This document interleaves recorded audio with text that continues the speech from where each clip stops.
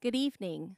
My name is Christina Corson. I'm the Executive Director of Communication and Community Services for Lockhart Independent School District. It is my pleasure and my honor to welcome you to the 4th Annual Northern Caldwell County Coalition State of Northern Caldwell County Economic and Growth Outlook. Tonight, we have representatives from Caldwell County, the City of Lockhart, and Lockhart Independent School District.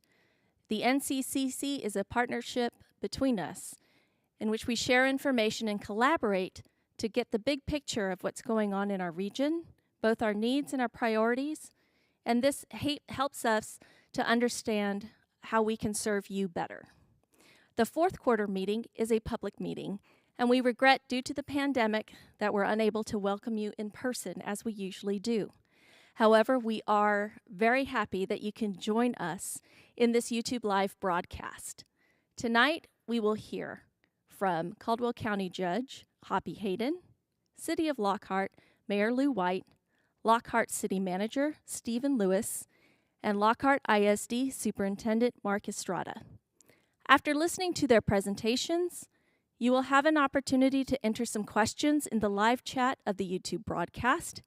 And if there are any questions, the panel will review and answer those questions after the presentations. Also, at the end of the presentation, we will be providing a link to the information that's shared this evening so you can reference it. We'll also post on Facebook and Twitter the links to the recordings of tonight's event. And with that, I'd like to introduce Caldwell County Judge Hoppy Haden.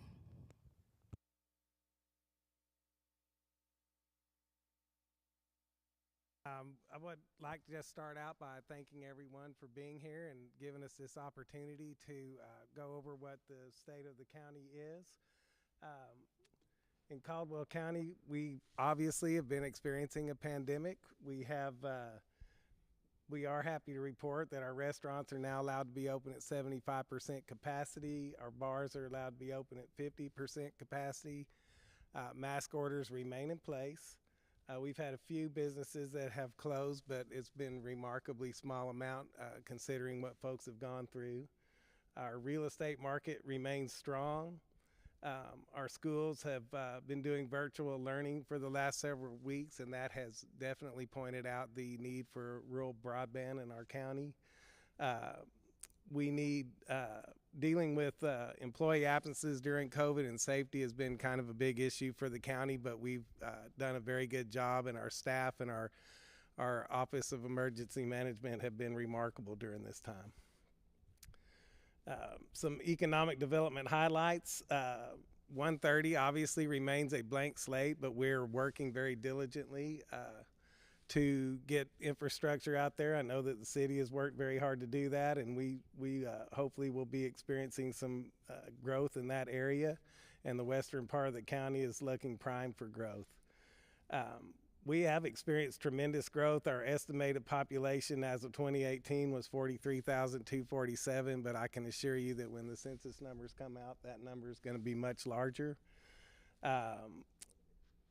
Employees tap available workforce within 45-mile radius of Caldwell County. We have about 2 million, a little over 2 million employable people within just a small radius around our county, and so we have a very good workforce for those who wish to come to Caldwell County to do business and move their business here. We have Gary Job Corps Center, and that's one of the nation's largest centers of its kind. Serves youth ages 16 through 24, offers extensive training in many of the vocational trades that our employers will need. And according to the National Association of Realtors, the average price of a home in Caldwell County is among the lowest in the Austin MSA. However, the prices are going up, so get here while you can. The prices are still very affordable here. Austin Business Journal reported the median home value in Lockhart increased around 53% from 2009 to 2019. So over a period of 10 years, it's gone up quite a bit.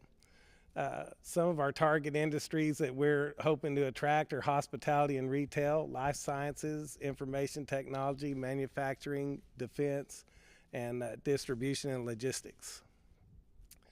I'm not going to read all of these, but there are about 21 services that the county provides throughout the county. And I just always like to point out that, you know, people ask, what do I get for my tax money? And so I like to let people know that we provide all sorts of services, from veterans assistance to purchasing, sanitation, sheriff's office, roads.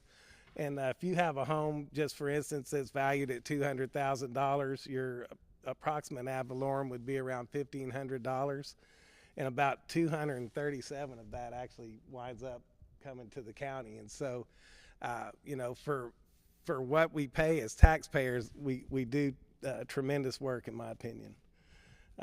These are just some demographics, just to give an idea of what we deal with every day. Caldwell County is 547 square miles. The percentages have changed somewhat. I suspect that we're a little more urban than that shows, but 57.71% was the last available number, and rural's around 42.29%. We have about 415 miles of road, and I'm happy to report that we finally passed the mark where we actually have more paved roads than dirt roads in Caldwell County, and we'll continue to move forward with that. And we have kind of a lofty goal of having them all paved within 10 years, and we hope to pull that off. I think that will help with economic development. It'll make it much more attractive for people to live in the rural areas. Our demographics, median age is 36. I also suspect that has probably gone down in the last year or so. Our per capita income's around $31,429, and median household income is about almost $50,000. Educational attainment here in the county, high school graduates are 37.8%, associate's degree holders are 27.2%, bachelor's or higher is around 14.3%. And those numbers in the degreed areas are about 49.2% bachelor's degrees, 27% associate's degrees, 20% master, and about 3% doctoral degrees. There are around 25 colleges and universities with a total enrollment of about 180,000 students within 50 miles of Lockhart. So we continue to generate employable people every day. And we're in a very good position for companies that want to come here to have plenty of people to hire. Unemployment rates, as you can see, in 2014 were around 5.2. The beginning of 2020, pre-pandemic, we were around 2.5%. We reached a high of around 10.5% unemployment during the shutdowns. And I'm happy to report that today at GSMP, they said we were sitting at around 6.5%, so we're heading in the right direction. Our annual budget this year is $29,398,826, and I'm very pleased to report that after a high of 2017 and 2018 of a tax rate sitting at 77.53%, we've begun to bring that down. Last year we brought it down to 0.7431. This year it was at 0.7024. And some of that, of course, is due to SB2, but we continue to try to push those rates down. Your Commissioner's Court consists of me, Hoppy Haden, County Judge, Commissioner Precinct 1, B.J. Westmoreland, Commissioner Precinct 2, Barbara Shelton, Commissioner Precinct 3, Ed Terrio, and Precinct 4, Joe Rowland. And I'm happy to say that we have a very cohesive court that works well together. If we do have disagreements, we iron them out and keep moving forward. And I'm very pleased with our court right now. They're a good group of people to work with. Our number of employees here is about 278 employees, and we can provide just about any service that somebody might need if they decide to come to Caldwell County and do business in our county. Our tax rates primarily generated through ad valorem, with the balance generated from grants and various other fees. One thing we can offer is we have a grants administrator that is very, very good at his job, and we feel like it's our responsibility and duty to make him available to folks if they're planning on moving here and want to seek some sort of grant assistance. We'll do everything we can to help them do that. Our growth, as you can see, has gone from 40,445 in 2015 to an estimated 43,665 in 2020. As I said, I believe that number is a little bit low, but that's the number that's available to us now. You can see that our construction permits took quite a jump in 2020, and we had 441 residential construction permits in the county. We're hoping to see that number go up quite a bit with the addition of a couple of subdivisions that are coming that are going to offer housing that's between startup homes and an expensive custom home. So I hope that number goes up a good bit in 2021. As you can see, our market values have climbed year over year and are currently sitting at around $5 billion. In transportation demands, I think this is one of the most critical things that we're going to be facing as far as economic development goes. We are trying very hard at the county to get out in front of what we believe is going to be some explosive growth. Through 2040, Caldwell County has over $500 million worth, and that's $500 million of transportation projects identified. Now, I want to be very clear, we're not doing $500 million worth of projects, but we've identified that much. The majority of those projects are either new location roadways or upgrading existing network roadways, such as widening and adding turn lanes to address the growth. $31 million's been funded from 2017 to current. This includes Campo and TxDOT funded projects that are going to be occurring in the 2040 plan and TIP listings. Our population is expected to grow from 39,347, and I didn't get the date up there, to 103,815 people in 25 years. And 25 years goes by in a heartbeat. And I kind of even believe that those numbers may be low based on what we've been seeing just in the last couple of years. Caldwell County's employment's expected to jump from 16,693 in 2015 to 50,582 in 2045. And that's a 203% increase. And let that last number sink in a little bit. We will have more people employed here in 2045 than actually live here right now. So that's tremendous growth projected. Let's see, the majority of the growth in new mobility demand is from Lockhart westward to the county line as San Marcos and Lockhart continue to move towards one another. There's also going to be increased demand on 130, and the demand for new connectivity and road upgrades is contrasted by the need to maintain our road networks west of 130. Current projects, we are finally underway on the Highway 21 Super 2 project, and the Super 2 project is something similar to what you might see between here and Gonzales, where you have long stretches of road with passing lanes on one side and then long stretches on the other, and shoulders on both sides. Those shoulders are very important for safety. Right now it's hard for officers to even pull somebody over out there because there's literally nowhere that's safe to pull them over and write a citation. We, as I said before, have been paving county roads at a very good rate. We've paved, I think, 7 roads this year and plan to pave that many next year. One thing that we have begun to do, and we're doing a very good job of, is we are finally stabilizing our existing gravel roads and preparing them to be paved. And we're doing it right. We're crowning them, we're rolling them, we're wetting them, we're putting dust suppression on them so that when we're finished with them, they are pavement ready.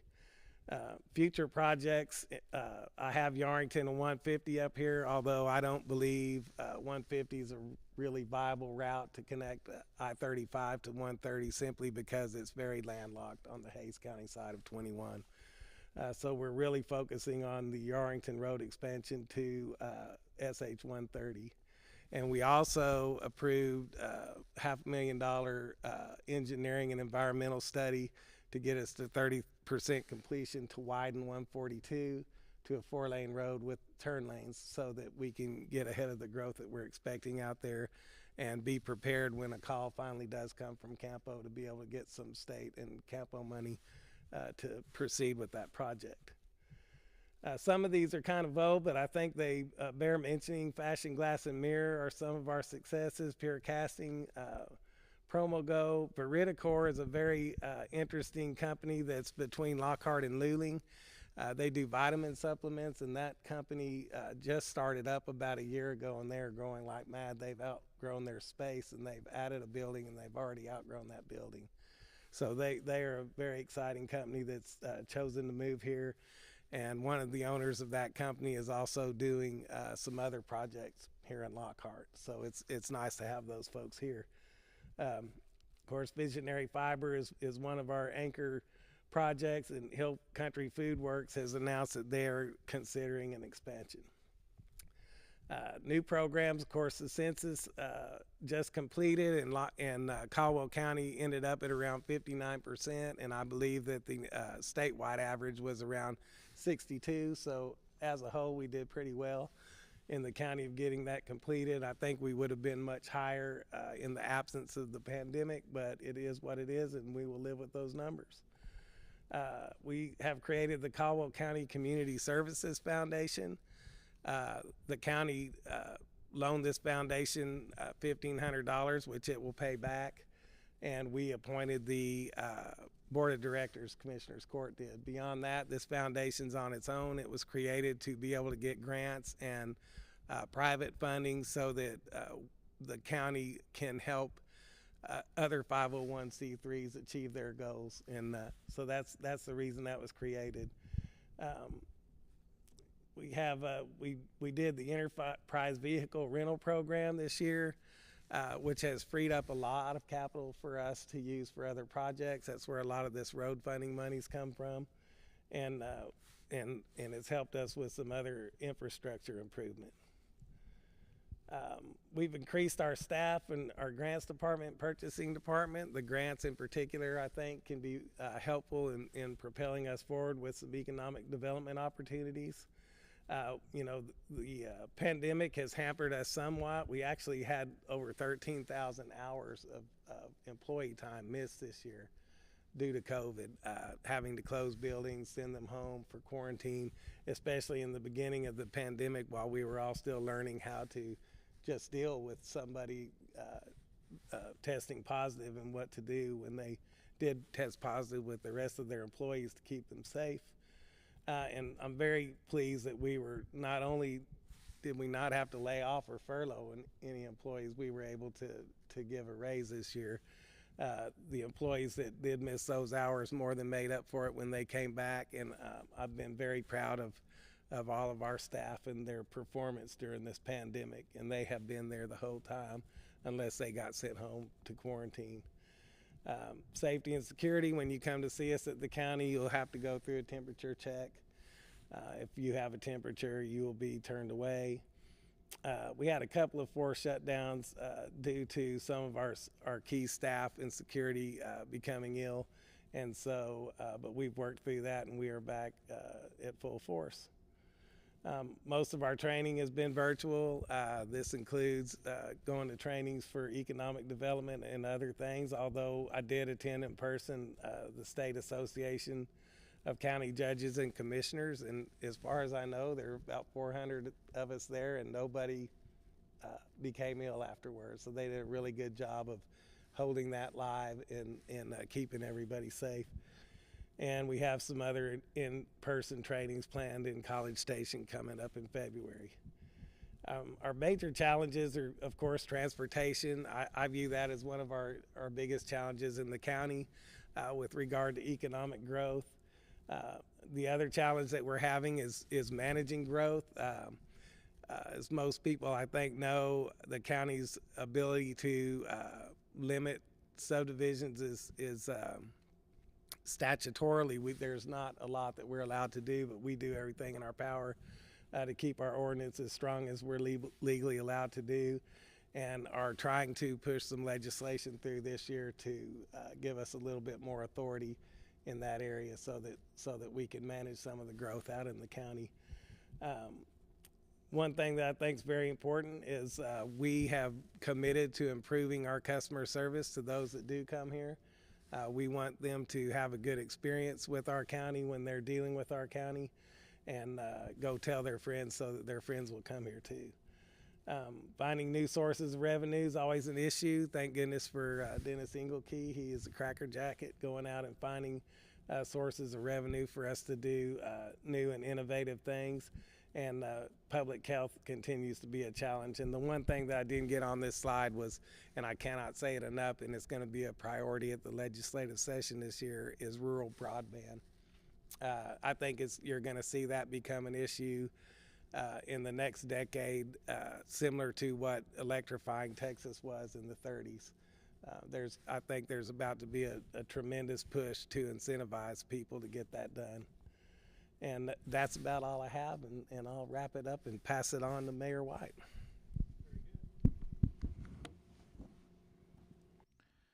Thank you, Judge.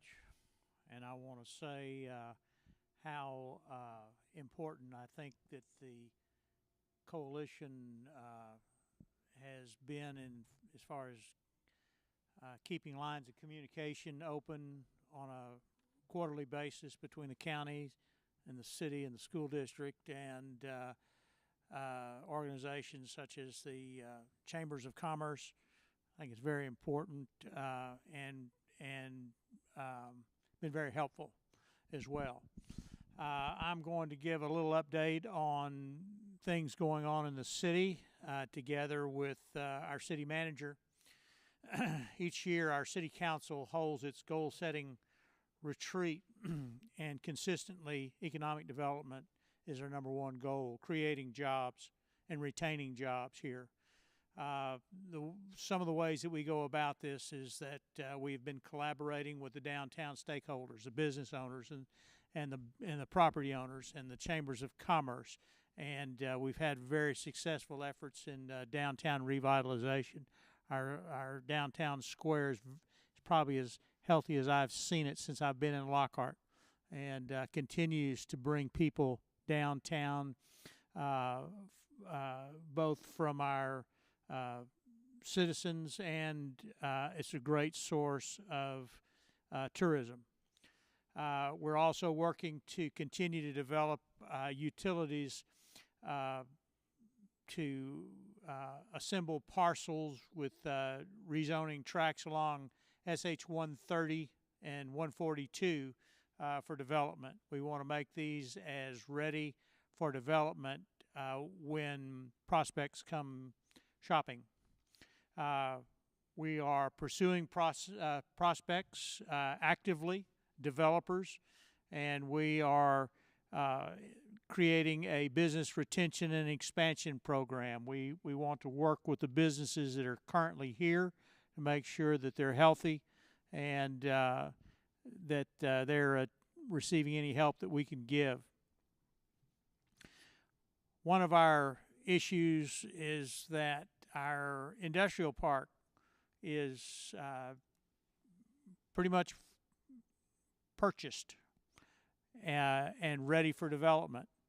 And as several commercial consultants are telling us, if we don't have a product, we won't have a project. If we don't have developed property or even spec buildings, we're going to be behind our competition. So we are going to start looking at investing in more property for growth. We're exploring possible sites for a new industrial park. We are looking at developing a TIF policy, which is a tax increment financing policy, where we dedicate the part of the property tax that is generated from a certain area, and we agree to put it back into certain improvements in that area. Believe it or not, we still don't have fiber along certain areas of 142 and 183 and even the Central Business District. And that's something that we continue to try to work with Spectrum to develop. And we're also developing tools to help with recruitment along the SH 130 corridor. We're working with the San Marcos Partnership. We're working with the Governor's Office, the Austin Chamber, our Economic Development Coordinator, Mr. Mike Kamelander, is been very busy in revamping the Economic Development website and had established a new presence downtown on the square, and it's really helping to get the word out, the positive word out about opportunities in Lockhart. This is a little bit of a repeat of the judge's information, but you can see that we're not only looking at just the population and the labor force just around Lockhart, but we're looking at a 30, a 45, or even a 60-mile radius. Commuting to work is pretty commonplace in all of Central Texas. And we're looking at a population of anywhere from 1.2 million people in a 30-mile radius up to almost 4.7 million people to within a 60-mile radius. And that equates to a possible workforce within 30 miles of 660,000 people that might be interested in coming to Lockhart to work every day. And not only coming to work in Lockhart, but realizing what a great place Lockhart is to live and work and possibly move here.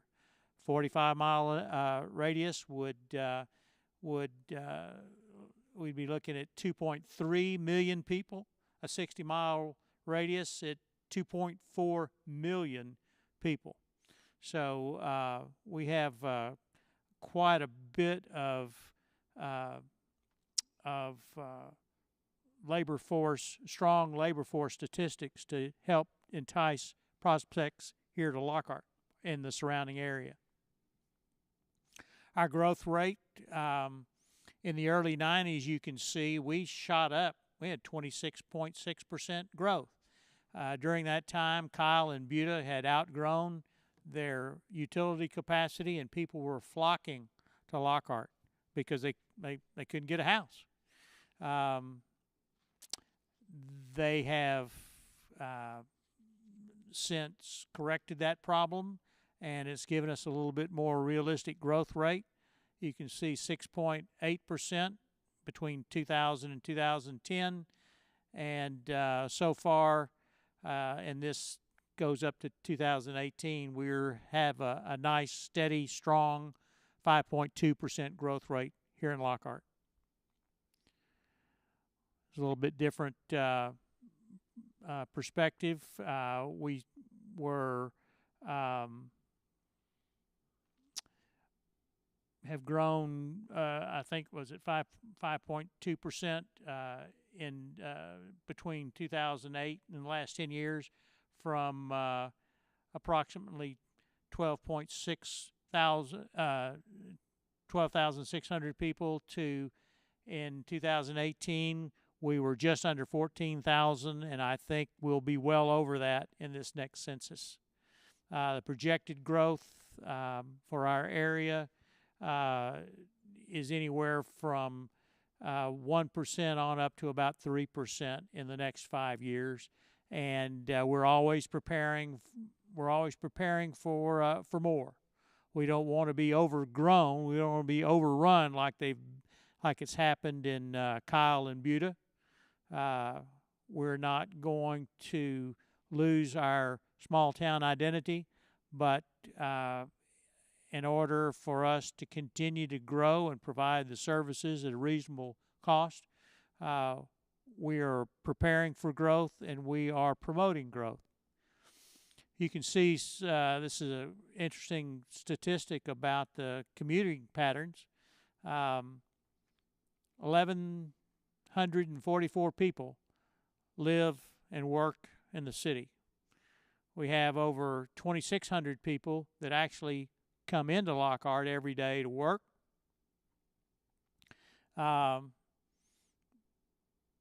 we have over 5,000 people that leave every day out of town to work.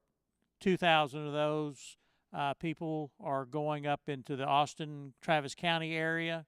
I think probably another 1,000 or so of those people are going over to the Hayes County area, and then the others are in all different directions. But we have a net outflow every day of about 2,400 workers, and our goal is to try to attract those, to create those types of jobs here in Lockhart, where we can keep as many of those people to live and work and shop here in Lockhart. Another way of looking at our inbound and outbound commuters, you can see that people coming into Lockhart from the county is about 600 people a day. From Hayes County and San Marcos, about 300 people a day, and on down to, believe it or not, people coming from Houston, Dallas, Williamson County on a daily basis to come here to work. Going out of town, again, we see that big exodus up to Travis County of almost 2,000 people a day. Hayes County, my eyesight, I said about 1,000. It looks like 600 people a day. People traveling as far as Harris County and Dallas County as well. So we have a variety of people that live and work here because, or live in Lockhart because they love it and love raising their families here and are willing to make some pretty tough commutes, but they see the value in living in a town like Lockhart. Our demographics, you can see a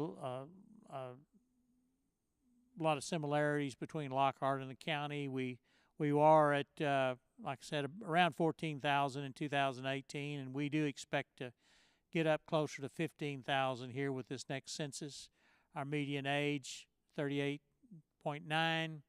Our labor force, our available labor force in Lockhart is just over 5,700 people. Our annual wage or average wage here in Lockhart is just under $40,000. Our median household income for residents is $53,500.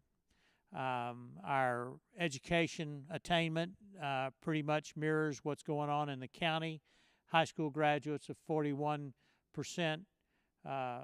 People with associate's degrees are a little over 4%. Bachelor degrees, almost 11%. Graduate degrees, 4%. Something that we really need to work to improve. These companies that are coming into Lockhart are depending on recruiting an educated workforce, and the higher we can raise those numbers, the better off we'll be in the eyes of our prospective businesses. This is a little bit more recent information about the city of Lockhart and the county.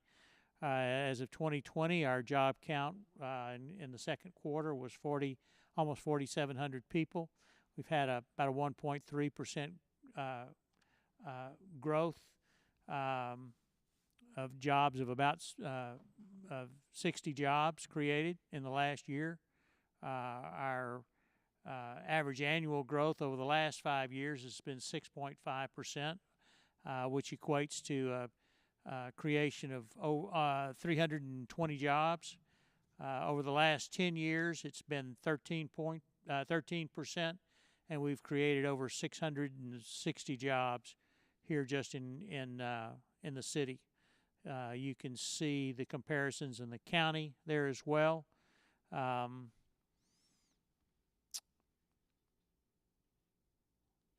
Our job growth in the state and the region here, you can see we've in the 2008,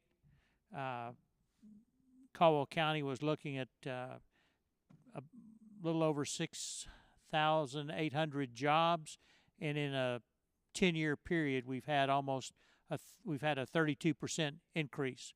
So the number of jobs in Caldwell County itself is almost 2,200 available jobs.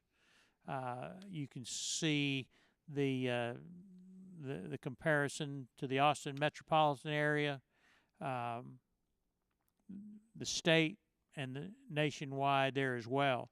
Our growth rate in jobs is almost identical to the Austin metro area, and far exceeds the creation rate in the last 10 years in the state and throughout the country. Our wage data we talked about earlier. Average wage is about $37.5, and we've had a slow, steady increase over the last 8 years in that. Our median household income, I think, compares favorably, actually is better than in San Marcos, a little lower than in Hays County, comparable throughout the county, and I think our buying power is very, very similar. Our poverty level, I think, reflects the increase in the wage and in the average median household income. We can see that in 2013, we had a poverty level of 15.4%, and in 5 years, we've been able to decrease that by almost 3%, standing at 12.9, and I think that'll reflect even more positively in the next census. The children below poverty level has seen an even more dramatic decrease in the last 5 years by almost half, and you can see similar changes throughout the county, similar to what we've seen here in town, and where Austin, the metro area, the state, and the country have lagged behind our city as well. So with that, I'm going to hand over to our city manager, and he's going to go over our economic development, our economic forecast for the city.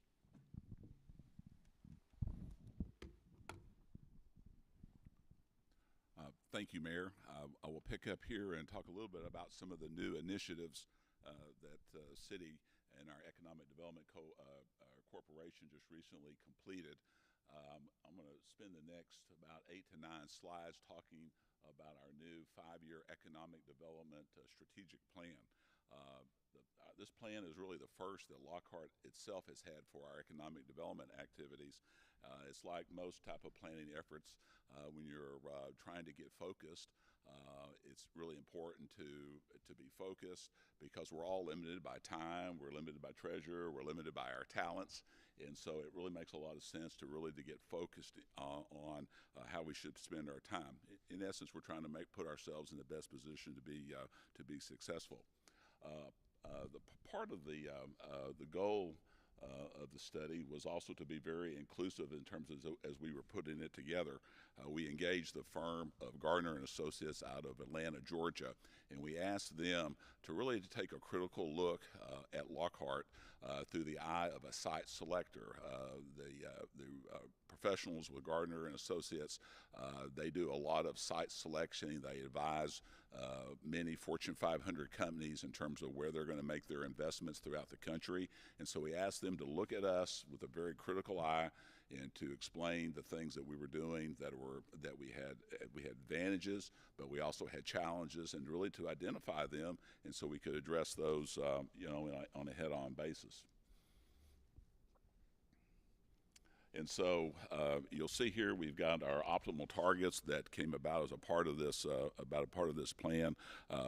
3 of these are what we would have expected. The 4th was a little bit of a surprise, but not necessarily so. So the first target we looked at was for auto parts, metal, and electronic manufacturing. The second was logistics and distribution. That which really complements what Judge Haden talked about earlier. Number 3, another complement to the county is in food and beverage processing. And then finally, the 4th sector was pharmaceuticals, medical supplies, and medical devices. And so here we're talking about pharmaceutical manufacturing, not necessarily R&D and testing, but really the manufacture. So I'm going to spend a few minutes talking about some of those. As a part of, as I said, during the preparation of the plan, we reached out to local businesses, asked them to participate in a survey, and we were able to compile our local businesses and stakeholders in terms of their impressions of our development processes. And so we scored very well. The city and the county both did. But obviously it's important that we continue to improve those processes.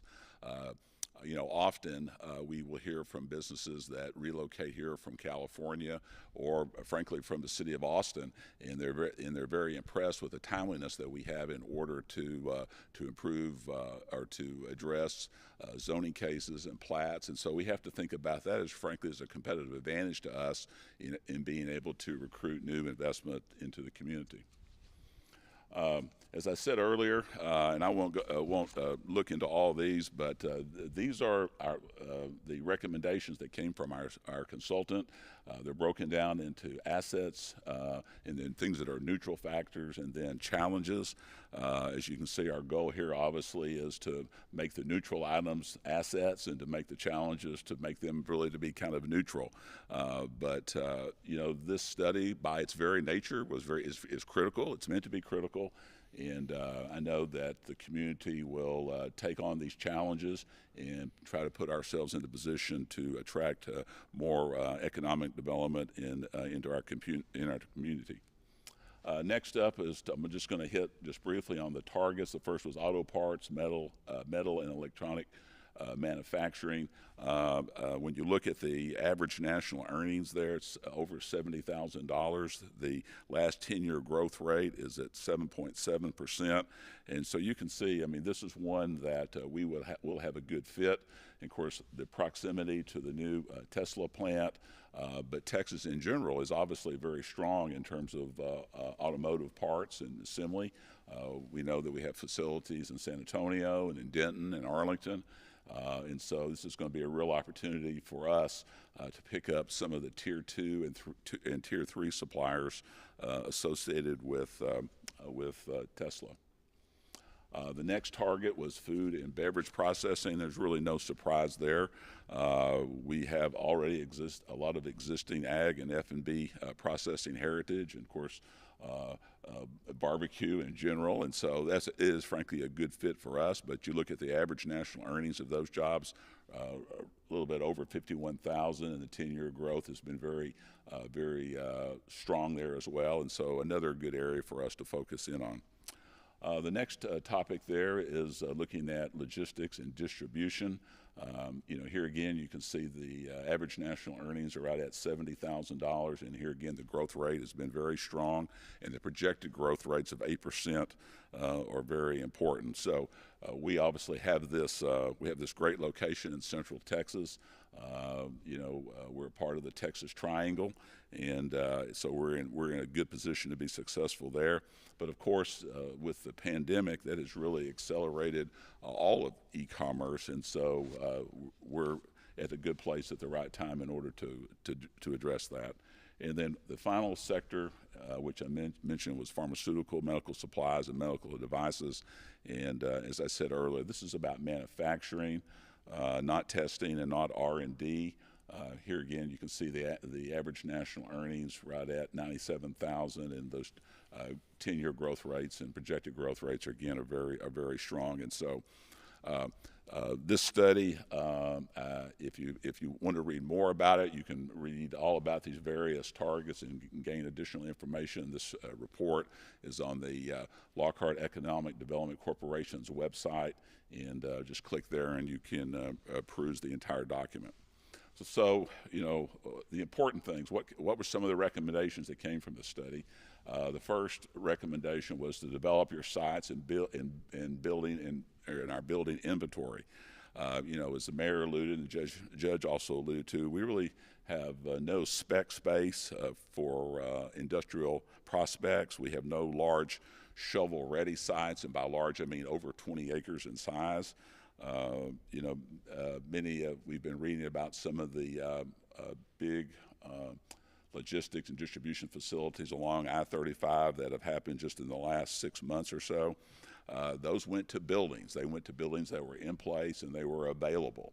And so I think that's something we should take note of, and to begin seriously considering the use of spec buildings, and then working with property owners and all stakeholders in order to position ourselves to begin to look at some of these shovel-ready sites that are needed. Some of our staff today told us that at the San Marcos Partnership meeting today, some comments were made that the city of Kyle is about to begin on some additional spec buildings along I-35 corridor. And so the competition is really fierce. There are thousands of entities across the country that are chasing these investments, and we have to put ourselves in the best position to be successful there. The next recommendation that we had was creating a culture of yes within our city's permitting and regulatory processes, and that applies really to all cities. The name of the game now is speed. Developers want existing buildings. They want to move in very short order, and in order to do that, we've got to move through the city's regulatory process in a smooth and effective manner, but also balancing the need of budding property owners, and as well as in taking into various environmental considerations that have to be addressed as well. So good advice, and we'll be doing a real introspection of ourselves in order to make sure we're doing the proper things. And then the third recommendation was to develop and sustain a coordinated effort for our workforce training. Of course, I've been talking about sites and the importance of sites, but the real priority, the real underlying importance here is workforce. Workforce is of primary importance, and the recommendations here were to continue to work with LISD and ACC to train our high school students and our adults to prepare them and prepare our workforce. Have to brag here just a little bit with a recent announcement we had here just within a few days ago. The Iron Ox development has chose Lockhart for their expansion. This project is kind of an ag robotics facility. It's going to be over 100,000 square feet in size, about at least a $10 million investment. It'll be one of the largest economic development buildings that has been constructed in the last 45 years in the city of Lockhart. And so we're very thankful to be able to work with this company in order to relocate or to expand their business from California here to Texas. This project was tough. They had focused on Texas. They had looked at numerous sites around the state. But here again, it shows the importance of having an available site and available utilities in order to move quickly, in order to meet the needs of this company. Economic development, it is a team sport, and it takes multiple agencies working together in order to be successful. These are the partners that we work together with on a daily basis, and so working across the various entities is very important, all the way from receiving leads, following up on leads, dealing with the infrastructure issues, with marketing of the community.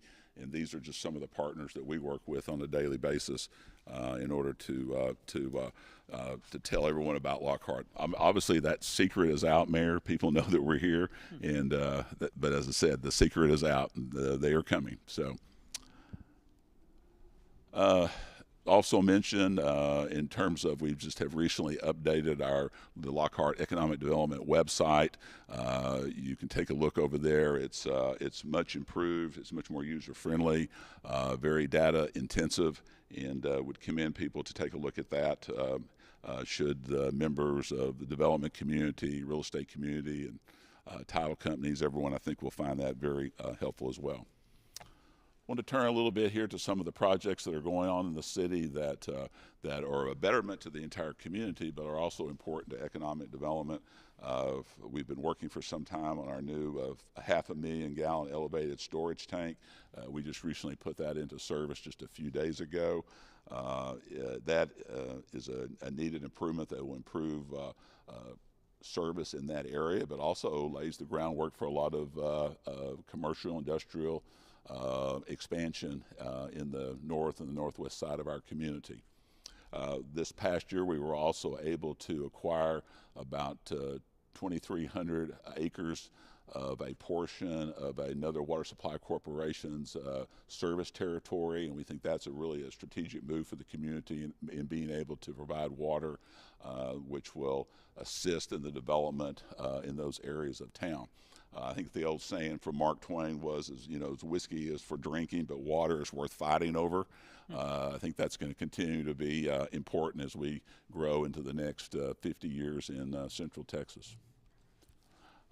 One of the things that occurred a number of years ago, the city, along with other communities and water supply districts in Central Texas, put together some new groundwater supply project. This is the Carrizo groundwater project. It's been talked about for a number of years. That project now is about 50% complete in design.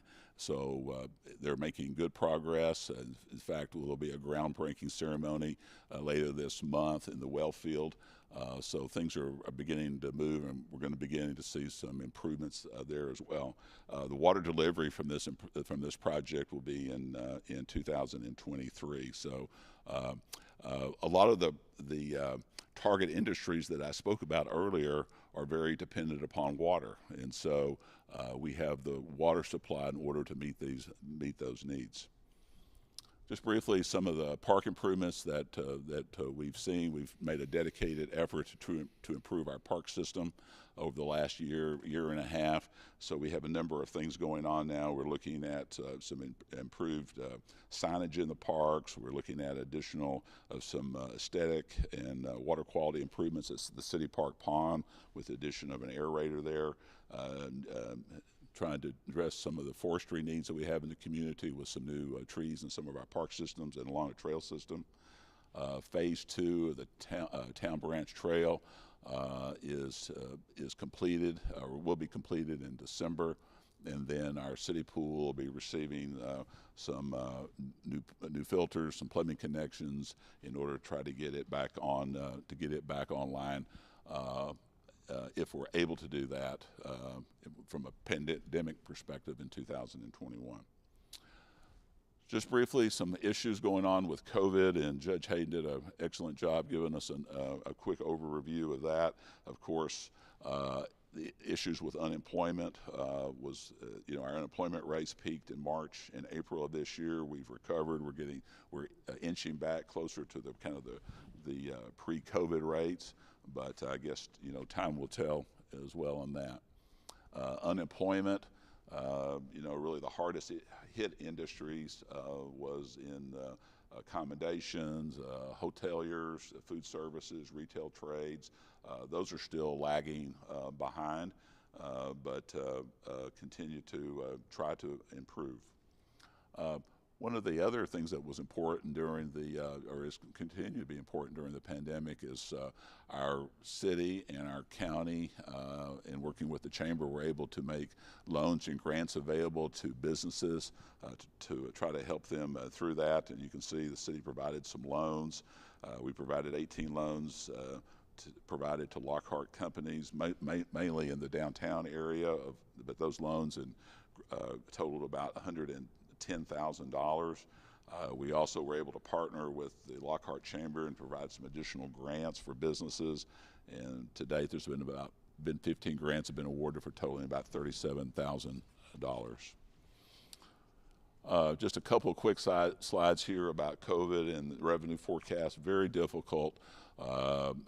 Sales tax dollars are very volatile. And I'll talk about that here briefly, but sales tax really kind of acts as a proxy for what's going on in the local economy, and so we've seen mixed results with that. We saw some dips, but we're seeing things begin to accelerate now.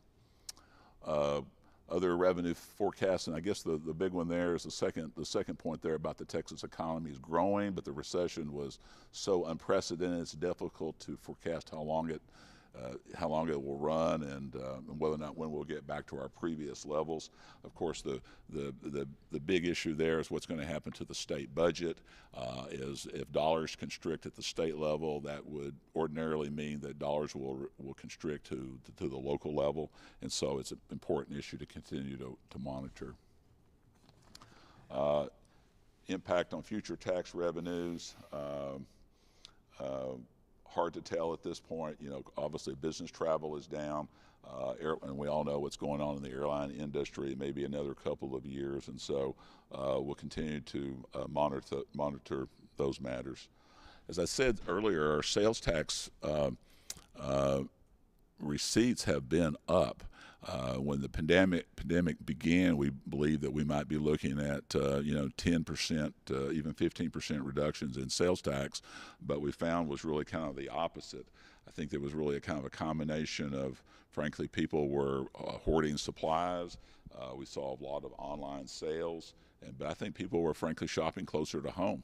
And our sales tax have continued to be really fairly strong during the pandemic. Housing, the housing market, that's been briefly talked about. Of course, the Austin market is still hitting records. There's continuing to be much interest in our city and in the county. The low inventories will be especially prevalent for homes less than 300,000. We're beginning to see developers are recognizing that, and they're also beginning to look at setting the stage now for future housing in the community.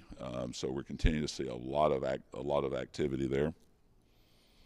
In terms of real estate investments, as I said earlier, investors are beginning to implement some really kind of offensive strategies to identify and secure retail, residential investments in our area.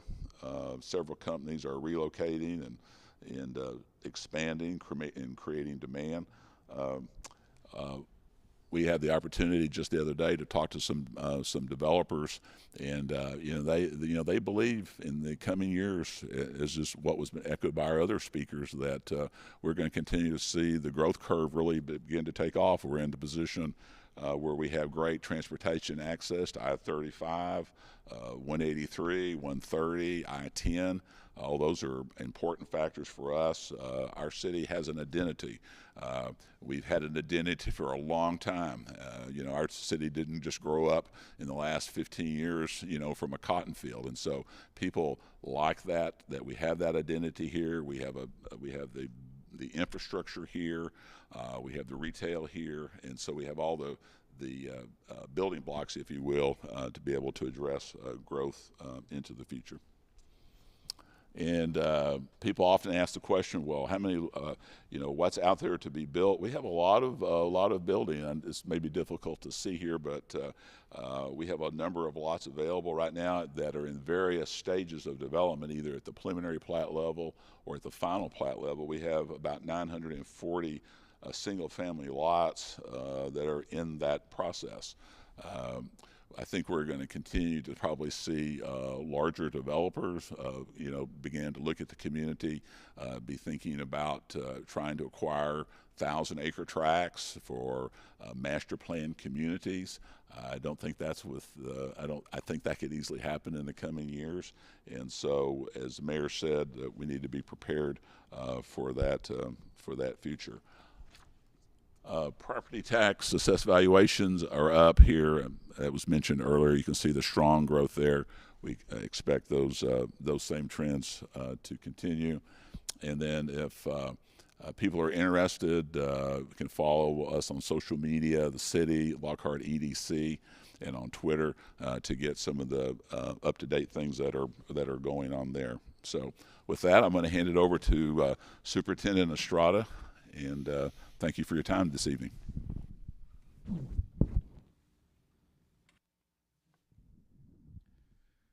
Thank you. And of course, I want to thank everyone on this panel. This is a great partnership. I would add one thing to the city's presentation on the strengths of the community. I think that's the collaboration and cooperation between the county, the city, the school district, the entire community. It's a wonderful thing to work in a community like that. So I want to thank everyone for your continued support, guidance, and constant communication. Here in Lockhart ISD, I want to start with recognizing our Board of Trustees. They do an excellent job. We actually, as many of you know, had a election, and we have a couple new board members and a couple of board members who will be leaving. Just want to recognize and thank Trustee Cisneros for his many years of service on the Board of Trustees, as well as Trustee Becky Lockhart, who also has spent countless hours in support of the kids and the staff in Lockhart ISD. And likewise, I want to welcome and congratulate Dr. Barbara Sanchez, Renee Rios, and Sam Lockhart for joining our Board of Trustees and our team of 8 here in Lockhart ISD. We have some very ambitious goals that the board has put forth, and we look forward to working together collectively to reach those goals. I do want to recognize a very important group when we talk about Lockhart ISD, and that's the Education Foundation for Lockhart ISD, made up of almost 40 community members, all volunteers who do an outstanding job of supporting our staff, especially during the times of COVID-19. Mr. Lewis referenced a state budget that's coming up, and you know, that's a very real reality for us. And the Education Foundation and their support consistently every year, year after year, provides grants to our teachers, and we just cannot thank them enough for their continued support and everything that they do. So in Lockhart ISD, we have about 6,100 students. You know, COVID is across the country and across the state of Texas is impacting school enrollment. As we know, we are a fast growth district. This year, we're actually pretty flat. We know, looking at the data, that that's largely from our pre-K enrollment. Each year, you know, students, it's not required that they attend pre-K, but in Lockhart ISD, we offer full-day pre-K. And, you know, due to COVID, we have seen about 100 students less this year sign up for full-day pre-K than what we've had in the past. So that's a big part of our enrollment dip. Across the state of Texas, on average, you've seen about 3 to 5% enrollment drops in districts across Texas. We're nowhere near that. We're closer to 1%, but still, you know, remaining steady with our enrollment.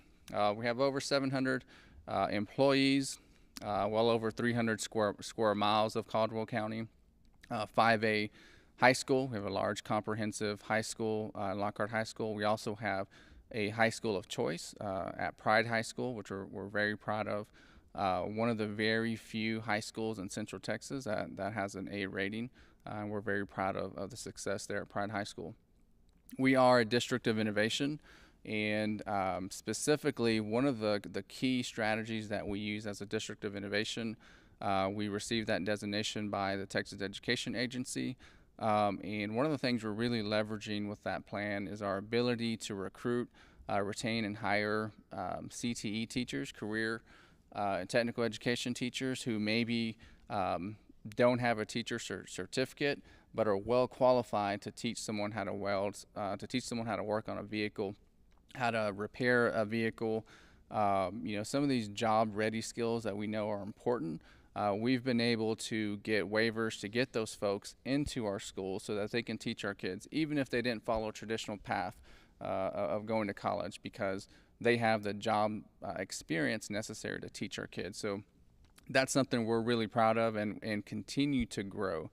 I invite everyone at our December board meeting. We will be talking extensively about our CTE program.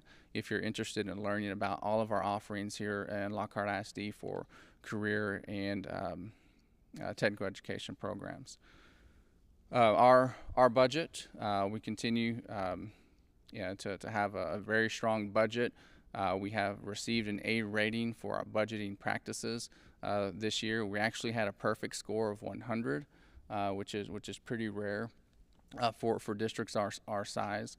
Our tax rate this year, our board adopted tax rate is at $1.16, and that's something that our board of trustees has worked really hard in bringing that tax rate down. As you can see, a couple years ago we were at $1.33. Last year we're at $1.26. This year another 10-cent drop to $1.16. So we continue to be focused on and cognizant of the tax bill for Lockhart ISD. For comparison, a lot of people often ask me, how do we compare to neighboring school districts? And I think this is important to note that in Central Texas, we're one of the lowest. We have one of the lowest school tax rates. Across the board. You have Elgin, Hutto, Leander, Pflugerville, Hayes, all at or above $1.40, and here in Lockhart ISD, our rate's $1.16. So that's something that our board of trustees, has taken every opportunity possible to lower that tax rate and decrease the burden on the taxpayer, just as was mentioned here earlier.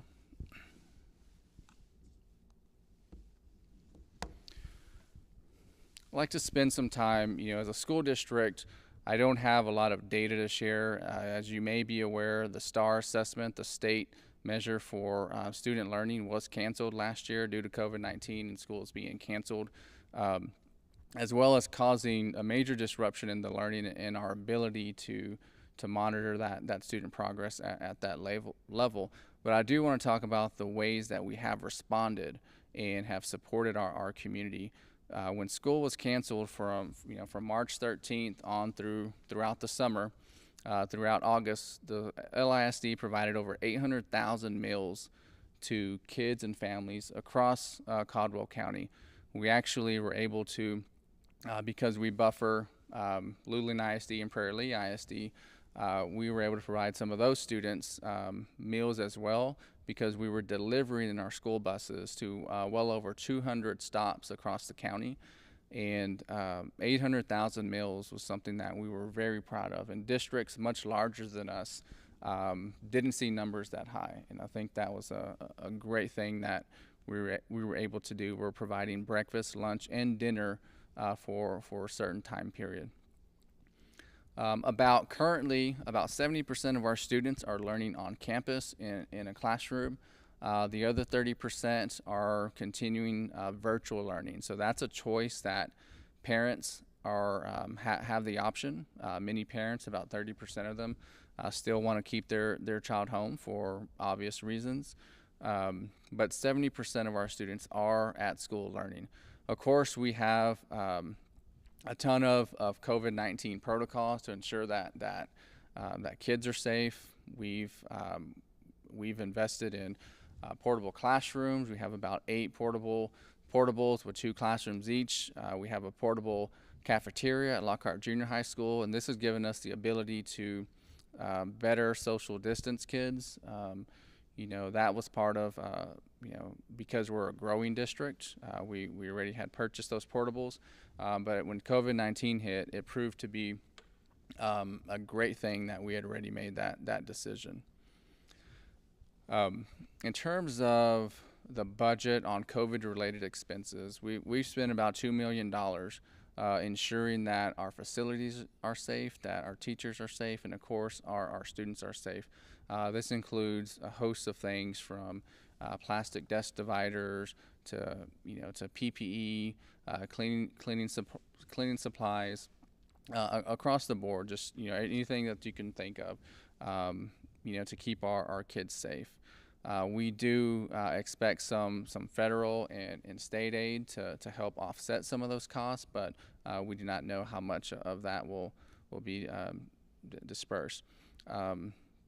Judge Haden referenced earlier about the need for broadband internet, and that's something that as a school district we had to address very quickly, and and in partnership with the county,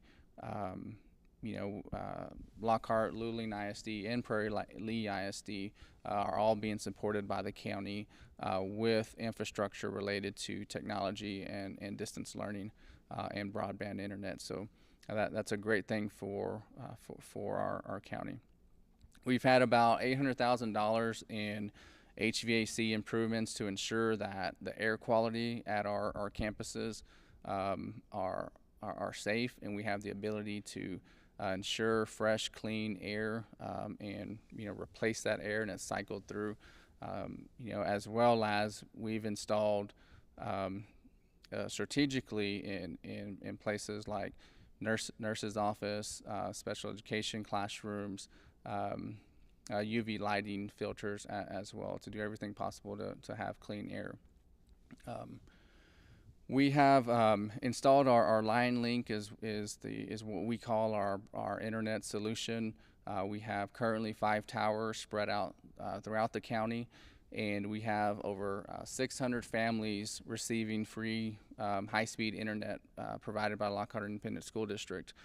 Currently, this gives our students the ability to continue to learn at home without their learning being disrupted. We also provided school supplies for all of our students this school year. Obviously, we referenced the unemployment rates, the issues that we saw due to COVID. That was something that we were able to address and provide all school supplies for all students this school year.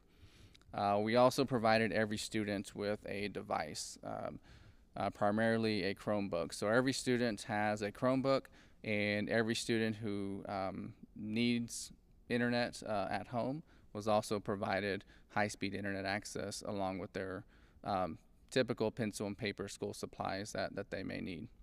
That also includes art supplies. So students received a kit, and every elementary school student art kits to continue their artwork at home as well.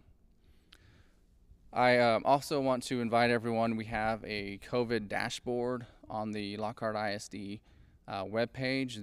This will show every current active case that we have.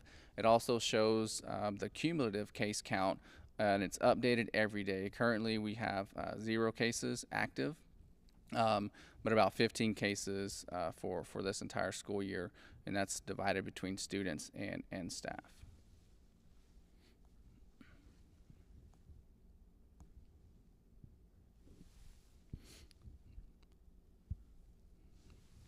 So as we know, with school being canceled back in March, it's extremely important to do everything we can to address learning gaps that have happened.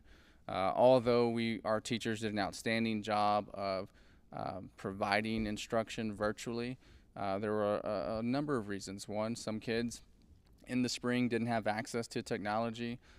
Maybe they didn't have access to high-speed internet. And just being out of school, we saw some big regressions, and not just at Lockhart ISD, but across the state and across the country.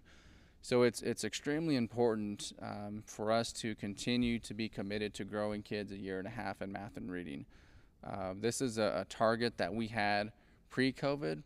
It's a target and goal that has become even more important to grow kids, to close those gaps that have been created due to COVID-19.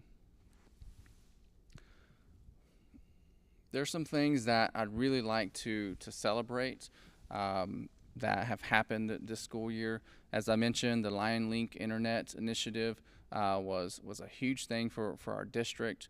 We've had folks from across the country reach out to us about how did your school board get that accomplished, and that's something that our Board of Trustees was committed to providing our students so that every kid had an equitable opportunity to be educated. Not just during COVID, but this is something that would give us the ability to be resilient at any time, and for our kids to be able to be resilient. So we're very, very proud of the Lion Link. As well as our Board of Trustees continues to be recognized for their governance practices.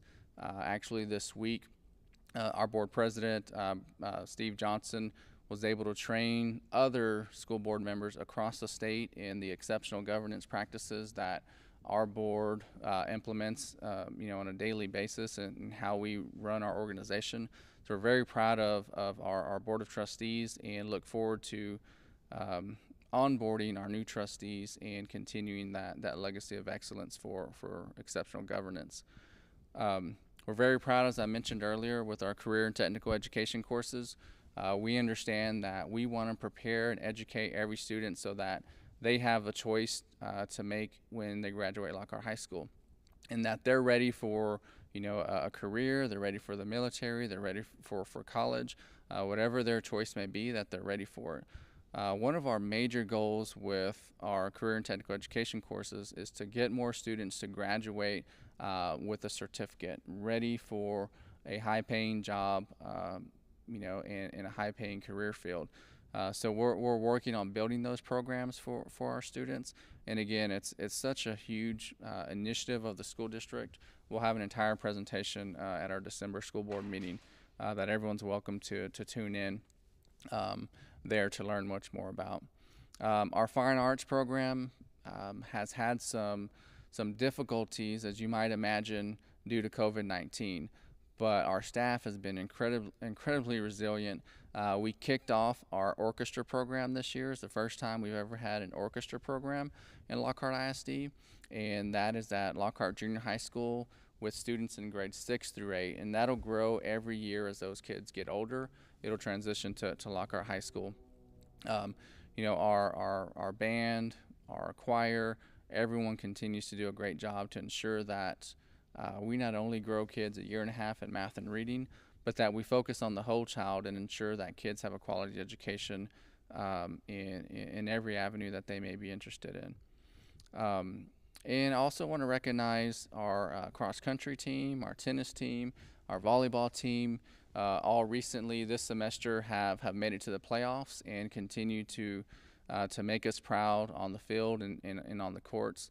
And even during COVID, with extra safety precautions, wearing a mask and competing, our kids continue to do an outstanding job and compete with other schools in the state.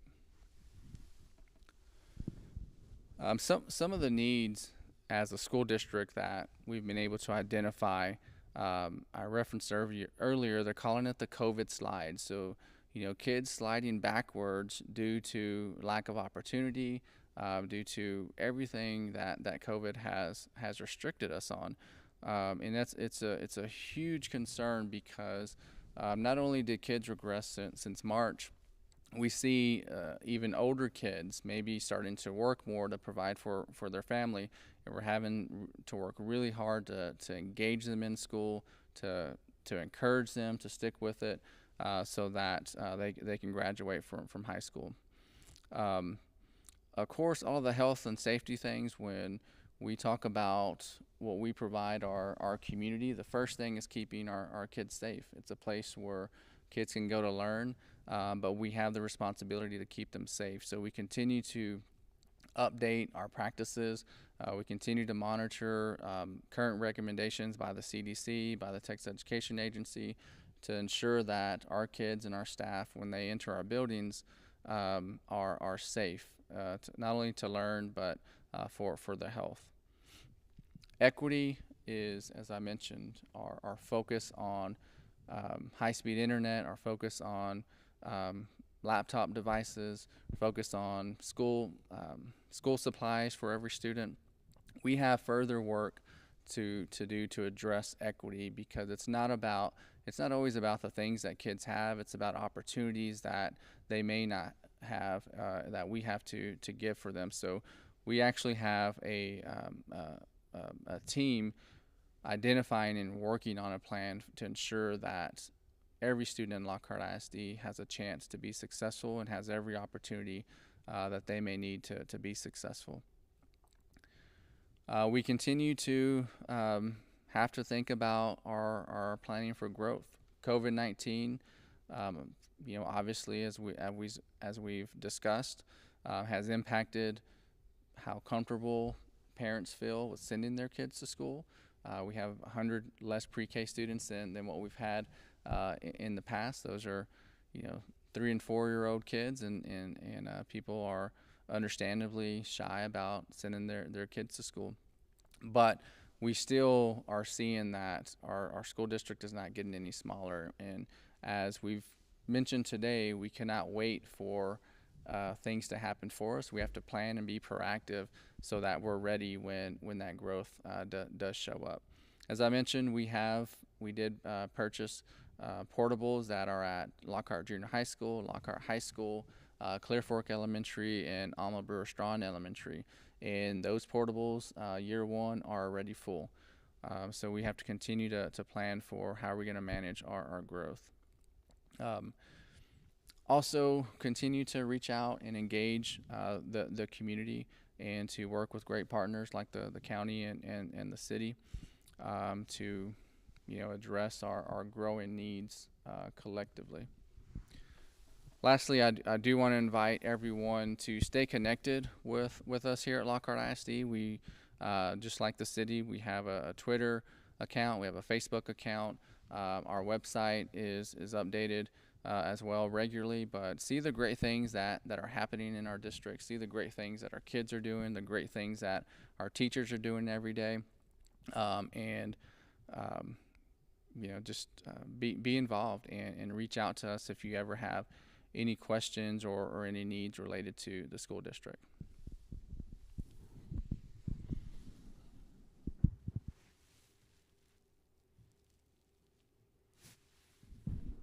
I'm scanning, and I do not see any questions for any of the panelists. So with that, Ms. Corson, I will turn it over to you. Thank you very much. I want to thank our panelists for being here this evening and all the preparation that you put into putting together this information to inform our community about all of the updates, about what the opportunities are ahead, and what the challenges are, and where we can work together. I want to thank you, the public, for tuning in to this broadcast, and we will be sharing a link to this recording on our social media for those who were unable to join us this evening. Additionally, we will be sharing the link to the presentation so that you can reference it and go through it more deeply on your timetable. Thank you for tuning in, and I'd like to thank you all once again. Have a good night.